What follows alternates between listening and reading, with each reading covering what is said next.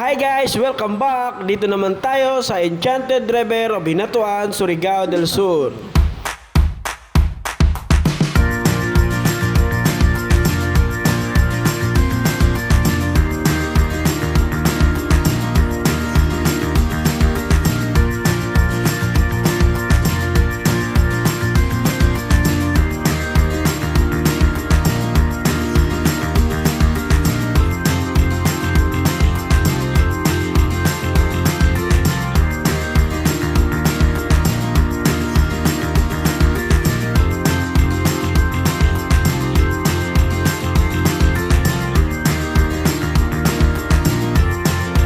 At syempre, bago ang lahat, bago makapunta ng Enchanted River, kailangan natin ng sasakyan. At ito na nga, nagre-rent kami ng bao-bao na kung saan ang may-ari nito ay kakilala ko lang at kapitbahay lang namin. Mahaba-habang biyahe ito guys, kaya tara, samahan nyo kami sa Enchanted River of Hinatuan, Surigao del Sur.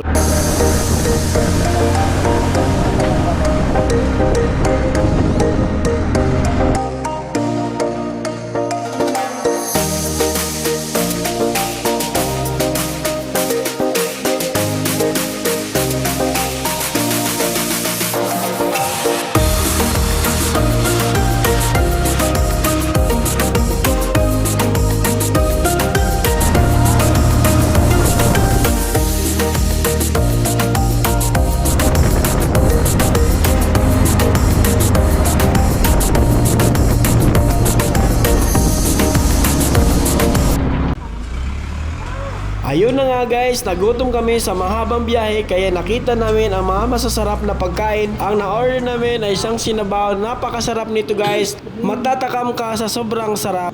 Tanan, nakarating na rin kami guys, makikita nyo sa bungad ang malaking imahe ng mukha ng diwata.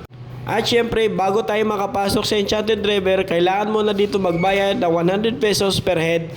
Maya-maya, dumating ka agad yung shuttle. Ito nga pala yung sakayan, papasok at papalabas ng Enchanted.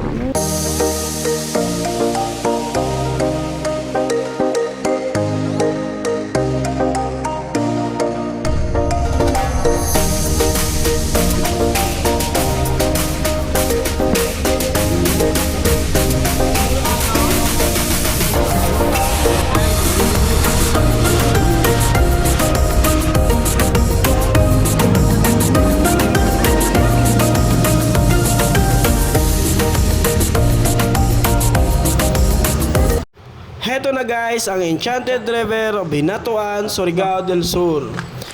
Pagod na pagod guys ang mga kasama ko dahil sa mahabang biyahe, pero sabi nila sulit daw kasi maganda ang view dito. At hindi namin naabutan yung fish feeding ng alas 12 ng tanghali. Dalawang bisis kasi ang fish feeding dito guys.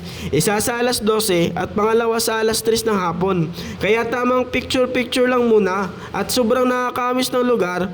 Dito mo masasabi yung expectation versus reality. Talagang sobrang ganda at ang linaw pa ng tubig.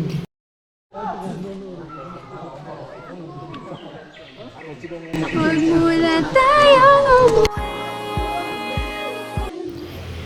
Meron pala ditong boating area guys kung gusto nyo mag-island hopping. Pero kami hindi na kasi inaantay lang namin yung fish feeding na alas 3 ng hapon. Kaya tara, samahan nyo kami magsiswimming.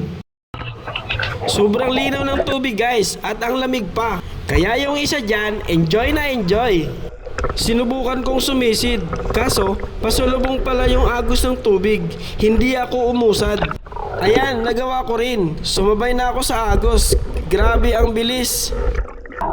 Magpapatalo pa ba yung isa dyan? Syempre hindi. O diba? Ang galing.